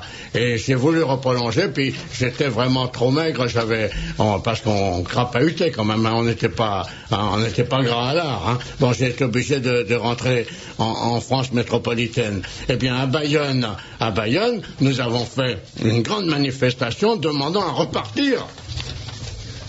Et moi, c'est pas un autre, j'ai envoyé un télégramme personnellement en passant au-dessus de toute la hiérarchie au président de la République pour dire que nous étions 150 volontaires pour repartir. Merde, ça n'est pas rien quand même tout ça. Ça n'est pas rien quand ces abrutis aujourd'hui présentent les anciens ados uniquement comme des poivreaux et des merdes. Non, on se battait pour la France et on se battait pour l'Empire. Mais pour la France, chose qui ne veut plus rien dire aujourd'hui. Roger Hollande, je pense qu'il y a quand même pas mal de nos auditeurs qui étaient présents le 9 mai dernier, je crois, à Neuvy-sur-Barangeon. Il y a 700 personnes qui sont venues à Neuvy-sur-Barangeon. Mais comme disait notre ami Serge là tout à l'heure, on vient nous dire, mais vous racontez toujours des vieilles histoires. Mais non, d'un chien, c'est pas des vieilles histoires, c'est l'histoire de notre pays aujourd'hui. Ainsi, il y a des problèmes dans les banlieues. C'est parce qu'on a expliqué aux petits jeunes que leurs parents et leurs grands-parents ont battu l'armée française en Algérie. C'est pour ça qu'ils nous crachent à la gueule et qu'ils veulent pas être français. Eh bien, si on a encore des problèmes, c'est parce qu'aussi on a bradé l'Indochine qu'on est parti. Parce que Dien Bien Phu, ça n'était pas la défaite que l'on veut bien dire. C'était la défaite parce que le gouvernement en place à l'époque avec M. Mendès France n'avait qu'une idée, c'était de partir. Et je fais un chapitre dans ce bouquin où il y aura beaucoup de choses, où je dis qu'on n'a jamais signé la paix. Il y a eu un armistice qui a été signé. Donc on aurait dû garder des bases, au moins une base au Tonkin et une base au sud. On s'est barré, la queue entre les jambes, tout est fini, on s'en va parce que le gouvernement en place n'avait qu'une idée, partir. Entre autres, je signale, et je le dis aussi, on avait un territoire à nous, qui avait été transformé en bagne, mais enfin, on peut faire ce qu'on veut dedans. Bon, eh bien, c'était les îles de Pulo-Condor. Ces îles de Pulo-Condor, qui sont grandes comme l'ensemble Paris, les grandes banlieues, c'est pas rien non plus, c'est aussi grand qu'Hong Kong, étaient à nous. On aurait pu rester là-bas, avoir une base stratégique économique pour notre industrie, pour notre commerce. On a tout bradé. Et des années après, 10 ans après, je vais chercher de la famille qui rentrait du Vietnam avec un cousin qui s'appelait Déjà, qui était le correspondant du Figaro à Saigon pendant toute la guerre. Et Déjà me dit, tiens, ben regarde qui débarque de Saigon. C'était M. Pinet. Et déjà, connaissait bien Pinet, il dit, viens, on va le voir. On va voir Pinet, monsieur le président, comment allez-vous? Ah, déjà, ça va? Oui, mais d'où venez-vous, monsieur le président? Ben, je viens d'Indochine, je viens du Vietnam. Et alors, ben, nous avons des possibilités incroyables là-bas. Ça faisait 10 ans qu'on était partis. On avait tout bradé. On était censé ne plus rien être. On avait des possibilités, d'après Pinet, des possibilités incroyables. Alors ça veut dire quoi, ça? Ça veut dire qu'on a bradé aussi la possibilité de vendre. À une époque, la France avait 2 amis dans le monde. Hein? Le Liban, au Proche-Orient, et le Vietnam, en Asie. C'était 2 places fortes qui parlaient français, qui auraient pu servir à notre expansion économique et autres. On les a envoyés au plat, c'était de la merde. Hein, les chrétiens libanais, c'était de la merde. Les Sud-Vietnamiens, c'était de la merde. Mais tout ça, est-ce qu'un jour, les gens qui ont fait tout ça vont payer? On peut se demander quand même, pendant combien de temps ces gens vont pouvoir trahir? Parce que la situation est exactement la même aujourd'hui. Exactement la même aujourd'hui. On est quand même dans un pays où toutes les régions de France sont passées à la gauche, alors qu'elles auraient dû passer à la droite si le Front National avait été associé à la prise de pouvoir dans ces régions, grâce à M. Chirac et à ses amis. On a fait un pont d'or avec des magouilles incroyables aux gars de Polynésie française, là. Ça y est, la Polynésie française risque de passer aux indépendantistes. En Nouvelle-Calédonie, c'est exactement la même chose. Mais ce sont des ordures et des fous qui dirigent ce pays. Et ça n'a jamais changé. Mais je me demande si ça va changer un jour. Alors, pas questions, mais quelques souvenirs d'auditeurs. Un auditeur nous dit que pour une fois on peut rendre hommage à la Poste française qui a émis un très beau timbre pour le 50e anniversaire de Dien Bien Phu, honneur aux combattants. Un témoignage, un de mes oncles parachutistes est entré peu de temps après la chute de Dien Bien Phu. À son arrivée à Marseille, ils ont été accueillis par des injures et des jets de pierre et une foule hurlante. J'étais infirmier, nous dit un auditeur, à l'hôpital Bégin. Les communistes attaquaient en effet les blessés, mais il y avait autant de communistes parmi les blessés que parmi le reste de la population. Ça, c'est comme le chien de l'écriture, plus exactement comme les chiens fous qui mordent leurs propres blessures. Les communistes sont des fous, donc effectivement, c'est pas étonnant qu'ils se tuent entre eux. À propos de l'Indochine et de l'Algérie, je rappelle qu'en 1947, lors des grèves insurrectionnelles du PC et de la CGT, on a saisi sur Jacques Duclos un petit carnet sur lequel était écrit « Il faut contribuer à la défaite de l'armée française partout où elle se bat ». Un auditeur, dans un de ses livres, Jean Raspail, un livre qui s'appelle Terre de Feu, Alaska, c'était le récit de son raid à cette époque-là, d'ailleurs, il était là-bas à ce moment-là, raconte que le 7 mai au matin, sur la cordillère des Andes, une délégation d'un village voisin s'est présentée, conduite par le maire, le chef de poste et la garde civile, et a organisé une cérémonie pour présenter les condoléances des villageois à leurs amis français de passage.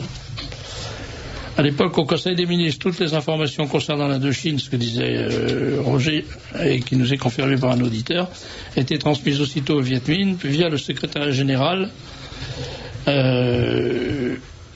la Défense nationale, le secrétariat général permanent à la Défense nationale. Ce fut l'affaire des fuites, parce qu'il y a eu l'affaire des pièces, mais il y a eu aussi l'affaire des fuites. Oui. J'avais 16 ans le 7 mai 54, j'étais à la Flèche, on nous a rassemblés avec tous nos camarades dans la cour Gallieni, le drapeau en berne, et on nous a dit, messieurs, Dien Bien Phu est tombé. Après une minute de silence, nous nous sommes dispersés en pleurant. Oui, donc ça c'est tout à fait autre chose à propos de l'affaire Dutroux. Nous avons maintenant la preuve que Dien Bien Phu a été voulu pour mettre les Français dans un contexte d'acceptation des accords de Genève. C'est de la haute trahison de la part de Pleven et de Mendes France, nous dit un auditeur. Dans le monde diplomatique de mai, l'article, alors ça c'est à propos du devoir de mémoire, l'article « Peut-on enseigner la Shoah ?» parle de la difficulté d'enseigner dans certaines banlieues où la mémoire de la guerre d'Algérie est toujours vivante, avec cet intertitre « Éviter la concurrence des mémoires, il n'y a qu'une mémoire qui compte, les autres ne valent rien ». Le Viet Minh a été aidé par la Chine communiste. Que vient faire la flotte française récemment aux côtés de cette même Chine communiste face à Taïwan? C'est très choquant. À l'époque, j'étais jeune et je donnais mon sang. Quand on donne son sang, je suis désolé, c'est assez difficile à lire. Il y a un médecin qui nous fait passer un entretien et il m'a dit « Je peux vous garantir que votre sang ne servira pas aux blessés d'Indochine ». Je suis parti en claquant la porte. Merci à Roger Hollande de rectifier le tir. J'avais 6 ans au moment de la chute de Dien Bien Phu. Et j'ai pris une paire de gifles de la part de mon père parce que je voulais rentrer dans les parachutistes. À 6 ans, c'était un peu tôt. Hein. Plus tard, je me suis engagé au 2e REP. Ce qui appelle avoir de la suite dans les idées. Hein. Jacques Duclos, maire de Montreuil, a fait tirer un feu d'artifice pour fêter la chute de Dien Bien Phu. J'avais 8 ans à l'époque. Dans beaucoup de municipalités communistes, ils ont fait un bal le soir de la chute de Dien Bien Phu. Et alors, en ce qui concerne l'affaire Doutreau, est-ce qu'à travers l'affaire Doutreau, il n'y aurait pas la volonté de dégoûter l'opinion de la lutte contre la pédophilie en général? Moi, je crois effectivement que ça fait partie d'un calcul assez démoniaque. C'est-à-dire que ce que je disais tout à l'heure, on ne pourra plus parler de ces affaires-là maintenant parce que c'est discrédité. Toutes les enquêtes, toutes les histoires de réseau, comme c'est le cas d'ailleurs avec l'affaire Dutroux, vont être discrédités. Or, il existe des réseaux de trafic d'enfants, il existe des réseaux criminels qui enlèvent des enfants et qui les tuent lors de véritables messes noires, de sacrifices humains. C'est absolument certain. C'est certain. On en a eu la preuve, je le répéterai autant que je pourrais le répéter, dans l'affaire Duguay, quand Duguay, qui était l'entraîneur communiste de l'équipe de basket Benjamin de Saint-Ouen, qui prostituait les enfants, et j'ai vu les photos, c'était insoutenable, les photos que j'ai vues, insoutenable, avec des gosses de 2 ans. C'était quelque chose d'abominable. Il avait un complice qui s'appelait Sokolovitch, qui était chargé de vendre les films et les photos réalisés dans les circuits du porno business. Et dans le jardin de ce type, on a trouvé des ossements d'enfants. L'affaire a été étouffée. Je rappelle d'ailleurs à propos de cette histoire qui s'est passée il y a 30 ans, ou 25 ans, que le Duguay en question a été libéré, bien entendu. Il a récidivé, il a été remis en prison, il a été relibéré, il a récidivé, il a été relibéré, il a recommencé encore une fois, et en ce moment il est en prison parce qu'il a violé les enfants de sa propre belle-fille. Il avait des protections puissantes, contrairement aux malheureux du Carmont de Doutreau. Au sujet duquel il avait des protections. Je termine là-dessus parce qu'il y a un détail que je veux absolument rappeler, parce que jusqu'au jour où je mourrai, je rappellerai ça. Dans les carnets Sokolovitch, qui tenait à jour, comme tous ces fous et ces ordures, il tenait à jour la liste de ses clients. Donc avec les sommes que les gens consacraient à l'achat des trucs qu'ils vendaient, des photos et des films qu'ils vendaient. Il y avait le nom de Christian Renucci, l'assassin de la petite Dolores Rambla, qu'on essaye de réhabiliter depuis des années, l'affaire du pull vert rouge, en disant qu'il a été guillotiné à la suite d'une erreur judiciaire. Alors, je ne sais pas s'il a été guillotiné à la suite d'une erreur judiciaire, mais je trouve quand même assez curieux qu'un type qui entraîne une petite fille, qui est condamné à mort pour avoir entraîné une petite fille dans la montagne et l'avoir assassinée, soit coupable d'une erreur judiciaire à ce moment précis, alors que son nom figure comme client dans le carnet d'un vendeur de pornographie enfantine. Toutes ces affaires se tiennent, c'est évident que les réseaux existent. Et je pense que l'affaire Doutreau et l'affaire Dutroux aussi servent également, sont présentées comme elles sont présentées, pour discréditer l'histoire de la thèse du réseau. Oui. Il y a justement un auditeur qui, il y a un long moment, nous a envoyé un message pour nous dire que peut-être le juge d'instruction de l'affaire Doutreau était prudent et malin, parce que nous fait-il remarquer, le gendarme Jambert dans l'affaire des disparus de Lyon, lui qui a fait son travail proprement, ça lui a rapporté 2 balles dans la tête. Alors il vaut mieux peut-être faire mal son travail. Lui, il s'est suicidé quand même. Ça devait être un dur, ce gendarme, parce qu'il s'est suicidé avec une carabine qu'on a retrouvée à plusieurs mètres de son corps, d'une balle dans la tête et d'une balle dans la bouche. Alors il y a des mecs, c'est vrai que les gendarmes apprennent à tirer, mais là quand même c'est un peu, ça relève de l'exploit.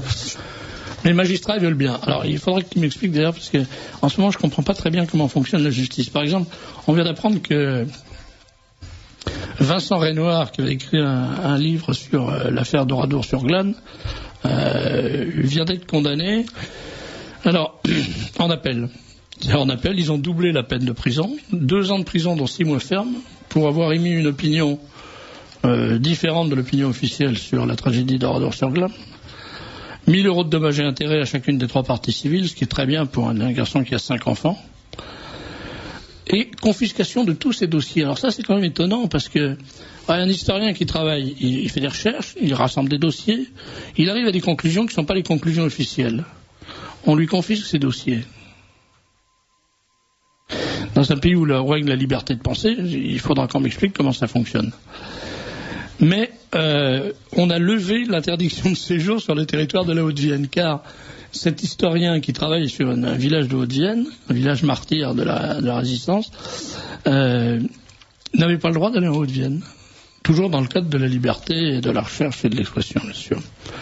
Alors, tout ça va se régler en cassation, mais je voudrais saluer les gens de France Info qui, une fois de plus, ont réussi un exploit formidable. Ils ont dit qu'il avait été condamné pour contestation du massacre d'Oradour.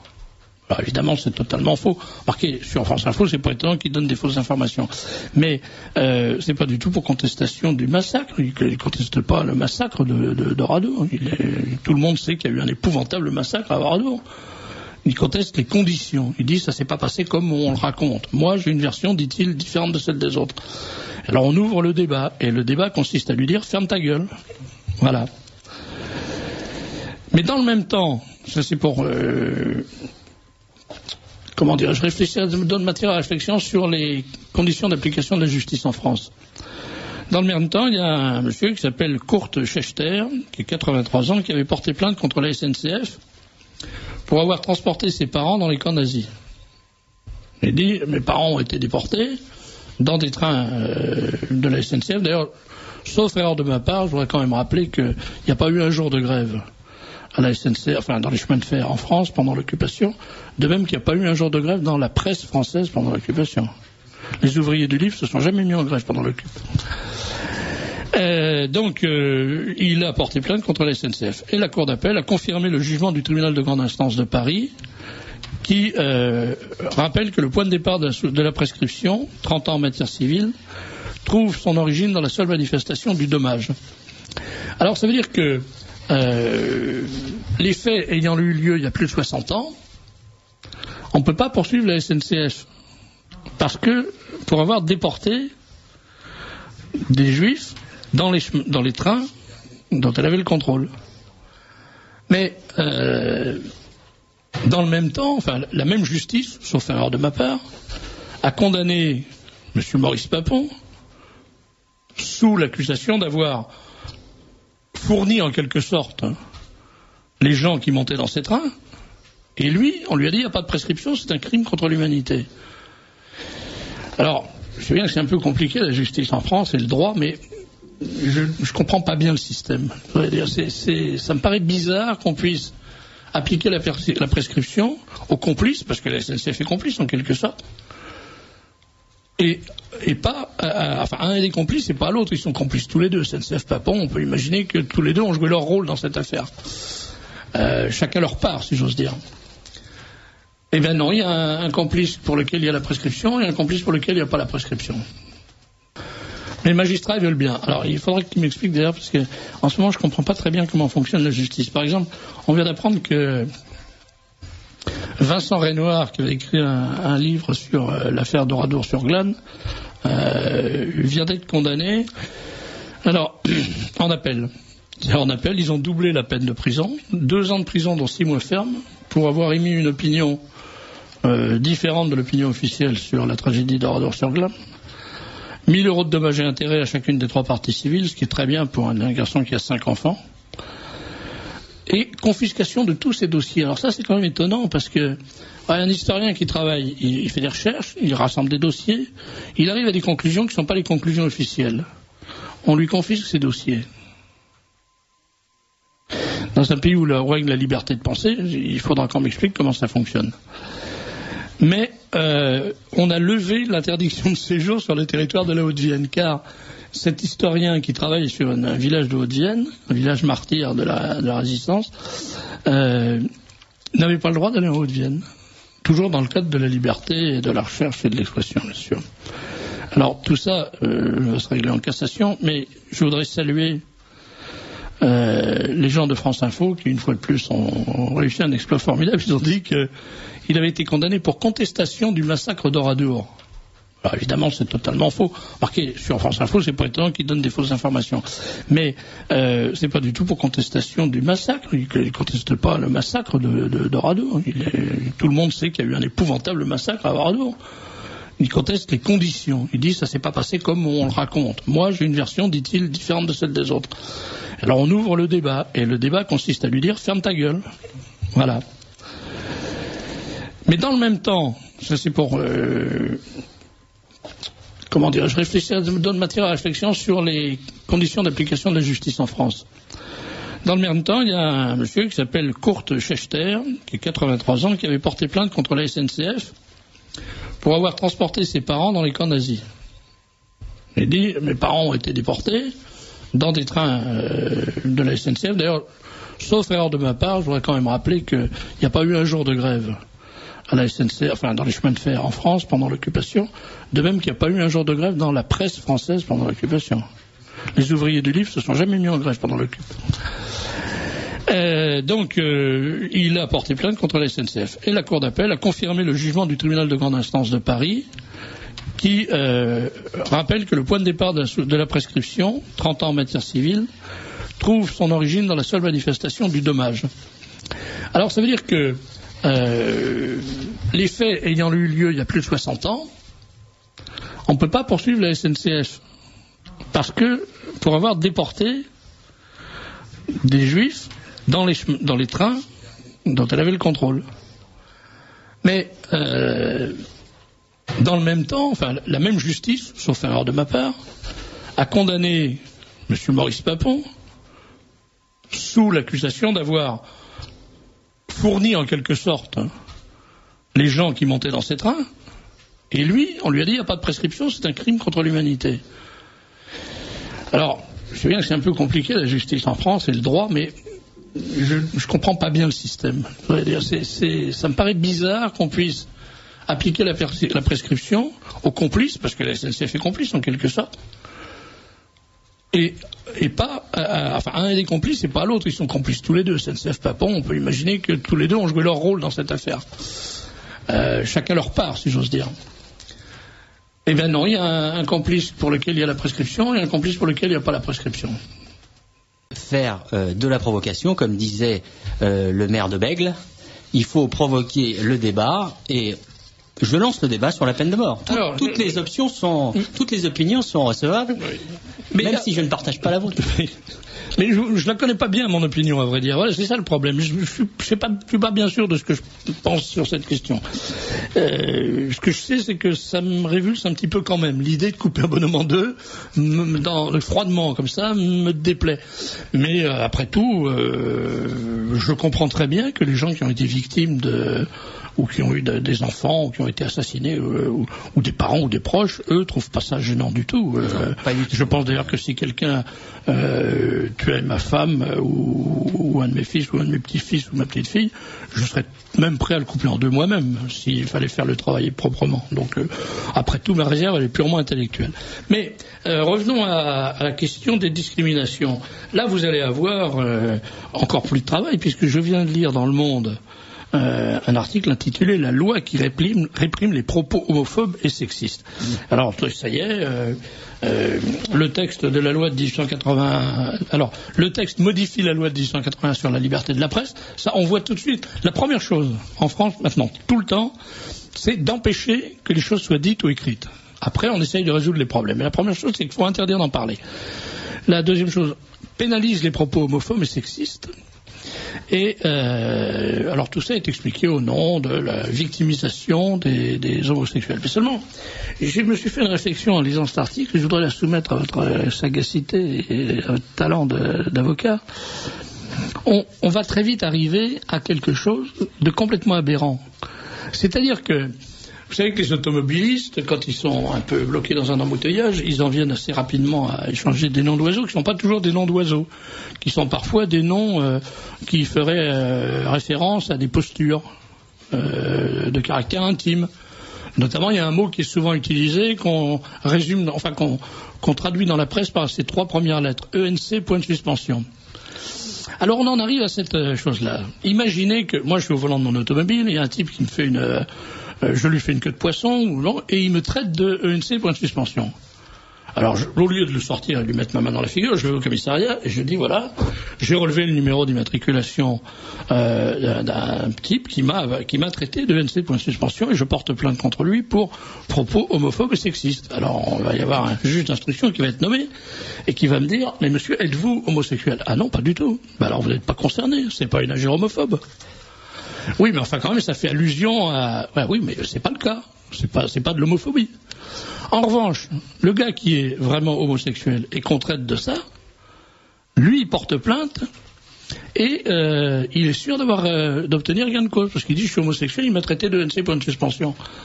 Donc c'est bien un propos homophobe. Alors on en arrive à ce résultat que la justice va être obligée, si j'ose dire, de mettre son nez là où il n'a rien à faire.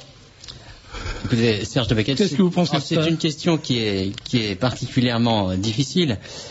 C'est vrai qu'on a un regain de ces lois qui créent des incriminations spéciales. On a l'impression que chaque catégorie de citoyens, et je dirais presque chaque communauté, maintenant doit avoir une protection juridique particulière.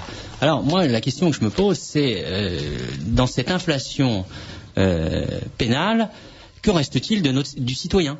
Du citoyen, je dirais, lambda. Celui qui va simplement être une victime parmi les autres. Parce que celle-ci n'aura pas le bénéfice de lois, je dirais, entre guillemets, d'exception ou spéciale. C'est exactement le cas de votre Portugais qui va prendre un coup de couteau en banlieue. Alors lui, effectivement, il ne bénéficiera pas de cette protection spéciale d'une loi ad hoc. Il faut immédiatement faire voter une loi contre les propos lusitanophobe. C'est une solution. Et les propos conophobes, alors qu'est-ce qu'on attend là ? Parce que moi, il n'y a pas d'argent. Moi qui suis un con, et je l'ai prouvé surabondamment, pourquoi on a le droit de me traiter de con, comme le font certains auditeurs quand ils m'envoient des lettres, anonymes d'ailleurs, et je ne pourrais pas porter plainte ? C'est quand même... D'abord, je dirais que si c'est sur le plan sexuel, c'est quand même volontaire. Quelqu'un qui est homosexuel, c'est un choix personnel. Tandis que la connerie, c'est pas un choix personnel, c'est une fatalité.